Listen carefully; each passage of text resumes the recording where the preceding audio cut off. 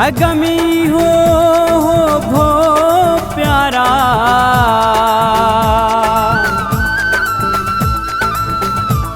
कंदे धार मुखां पंहिंजा चारा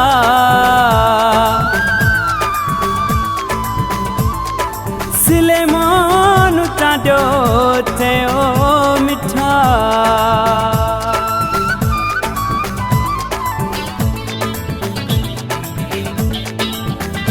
जेका चवाई पियो यार गाली मूं वारी थी, जेका चवाई पियो यार गाली मूं वारी थी, त्रोड़े वायदा इकरार थी विदे मुखां धार गाली मूं वारी थी। जेका चवाई पियो यार गाली मूं वारी थी, जेका चवाई पियो यार गाली मूं वारी थी, त्रोड़े वायदा इकरार थी विदे मुखां धार गाली मूं वारी थी। जेका चवाई पियो यार गाली मूं वारी थी, जेका चवाई पियो यार गाली मूं वारी थी।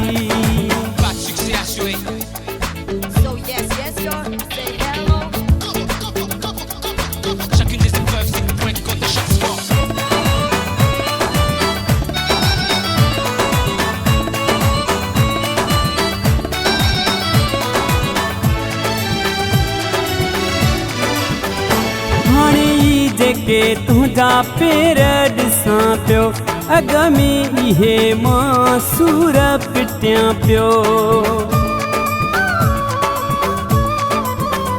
हाणे जेके तुझा पेर ॾिसां पियो अगमी इहे मासूर पिटियां पियो, करे पधरा पिरकार थी विदे मुखां धार गाली मूं वारी थी।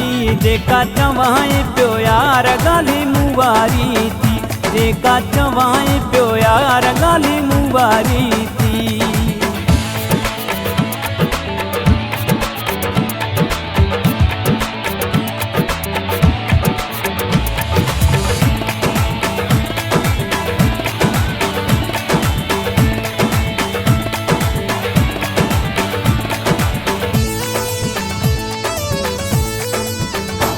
इहे सखियूं तुंहिंजूं बस ॻाल्हियूं आहिनि, तो में वफ़ा जा दाणा ई नाहिनि।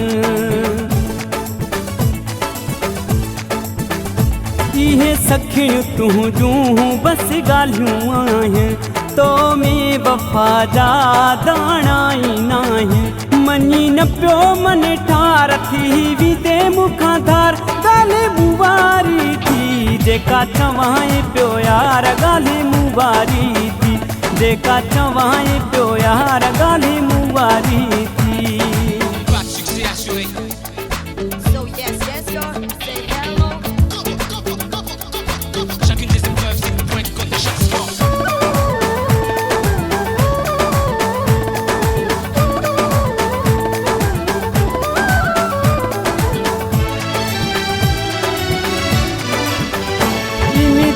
चांडियो चए भागू मोरीअ वारो कंदे ज़हर मुंहुं जो तूं जीवन सारो।